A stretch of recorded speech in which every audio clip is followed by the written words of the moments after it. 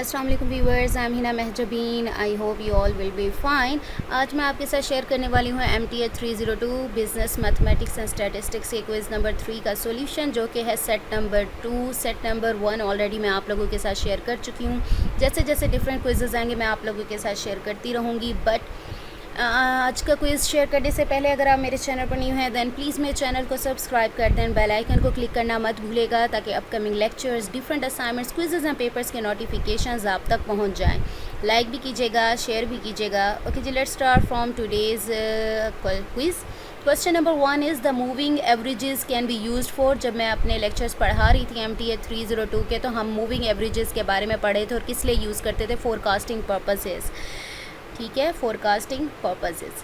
Next question number 2 is the minimum value of the correlation coefficient R can be -1। Maximum value 1 होती है और minimum value -1 होती है। ये आपको मैक्सिमम भी पूछा जा सकता है, इसलिए माइंड में रखिएगा। Next question number 3 is if the standard deviation of a population is 9 the population variance is. अब जो वेरिएंस है ना, तो वेरिएंस का जब स्क्वायर रूट लेते हो तब आपके पास स्टैंडर्ड डेविएशन आता है। तो कौन सा ऐसा नंबर है जिसका स्क्वायर रूट लें हम, हमारे पास 9 आता है। हमारे पास होता है 81, जिसका स्क्वायर रूट लेते हैं तो हमारे पास 9 आता है। So answer is 81।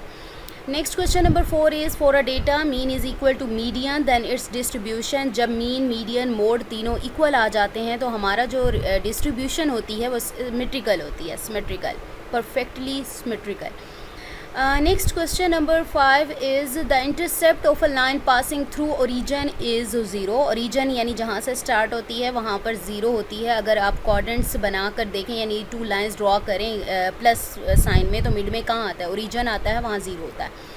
Question number 6 is the sum of deviation of the observed values of yi from the regression line is always equal to 0। 0 के इक्वल होती है regression line. So question number 7 is the scatter diagram. In scatter diagram, clustering of points around a straight line indicates linear regression. ये भी मैंने already आप लोगों को बताया था, यानी उसकी लाइन से अबव और बिलो डिस्टेंस इक्वल हो तो रिग्रेशन मॉडल भी कहते हैं, रिग्रेशन लाइन कहते हैं उसे।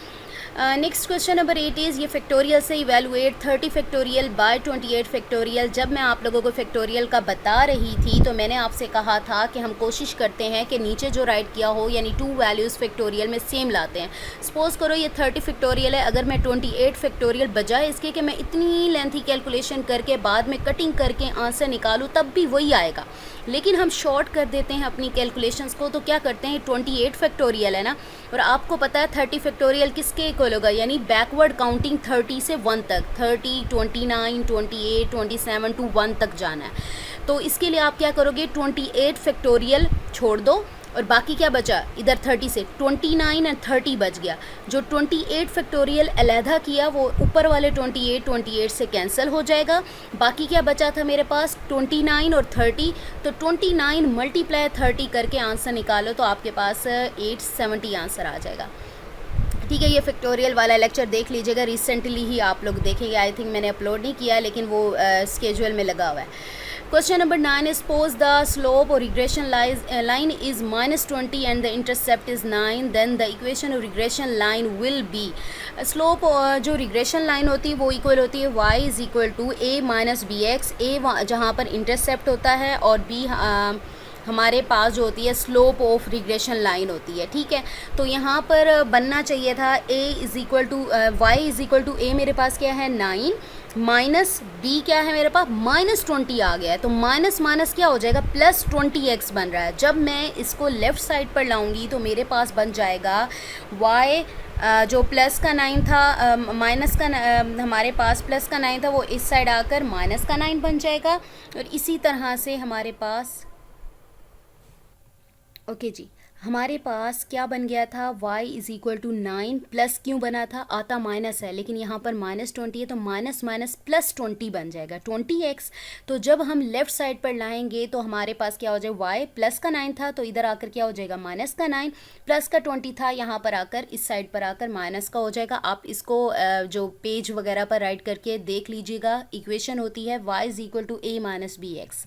जहाँ पर ए मेरे पास 9 है और बाकी मेरे पास बी जो है -20 है, तो माइनस माइनस प्लस हो जाएगा. So next last one question is question number 10. A relationship between variables that can be represented by a straight line equation is simple linear regression model.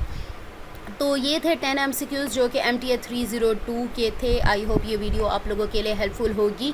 मैं सेट 1 ऑलरेडी अपलोड कर चुकी हूँ. आप 2 sets तो मेरी तरफ से हो गए, और भी आप क्विज़ेज़ देखेंगे तो आपके ऑलमोस्ट सेम क्विज़ेज़ आ जाएंगे. ये नहीं कहती कि सबके सेम आते हैं, लेकिन अगर आपके पास ज़्यादा कलेक्शन है क्विज़ेज़ की तो ऑलमोस्ट सेम आ जाते हैं. ठीक है. सो मुझे अपनी दुआओं में याद रखिएगा, अपना ख्याल रखिएगा. Take care. अल्लाह हाफिज़.